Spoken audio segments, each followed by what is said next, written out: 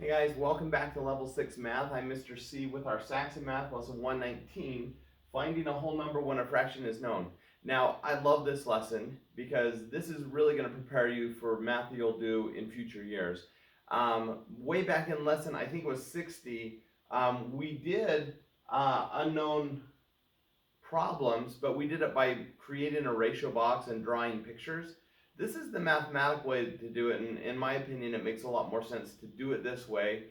We did the earlier lesson just so you could visualize it and kind of set it up in your mind, but this is going to show you how to actually solve these kinds of problems. It's really awesome.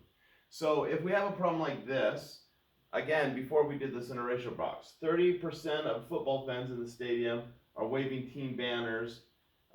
There are 150 total fans waving banners. How many football fans are in the stadium at all? So the first step is we have to rewrite this as a mathematical equation. So we're going to take all the text and change it into an equation. Now they tell us 30% of the fans waving the banners and the total number is 50%. So we set that up, we can say 30% times t, which is going to be the total, equals 150. So 30% of the total equals 150. So now we just change that from 30% to a decimal.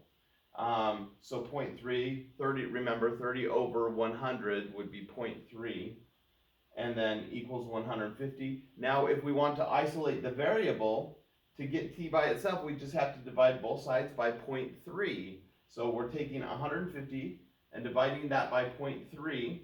So 150 is what goes in the box, right? And 0.3, remember when we have a decimal on the left side, we switch it over so it's a whole number. We had to go 2 spaces. So with 150 going over 2 spaces, we get 1500, I think. Let's see.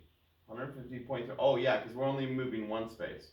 I was like, if we move 2 spaces, that'd be more. But yeah, if we move 1 space, that adds 1 0. Then it's an easy math problem. 3 divided by 1500 equals 500. So we know the total is that there's 500. Now, before we did this by just drawing out the ratio box and showing 30%, and we could put how much goes in each one.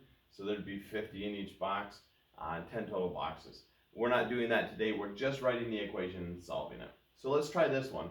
30% of what number equals 120? So we have to think about that. 30%, so 0.3 times n for number, 30% of what number, that's the unknown, equals 120. So we've reset that up now as 30% times n equals 120. Again, let's change this to a decimal. It's easier to do our math that way. So now we have 0.3n equals 120. Well, to get n by itself, we just divide by 0.3. So it's the same thing. We're just going to shift the decimal over 1, and it's 3 divided by 1200 equals 400. So pretty easy. We're given a part, 30% of 120, and we're asked for the whole. Since 30% or 3 out of 10, we divide 100% into 10 divisions, and that's how we draw our ratio box. Okay? Finally, 16 is 25% of what number? Solve with an equation, and then again model with a sketch. So first part, let's rewrite this as an equation. 16 equals, so this time we're going to say 16 equals 25% times n for what number?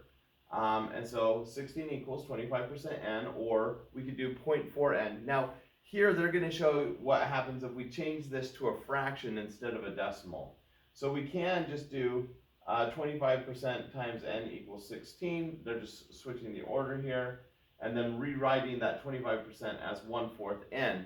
Then, of course, to change this from 1/4, we just multiply by the reciprocal, or 4, and get 16 times 4 equals n, and that will give us 64. So we can do it that way, or you can do it like we did the others, 0.25 divided by, or 0.25n, so we take 16 divided by 0.25. So you can do it either way.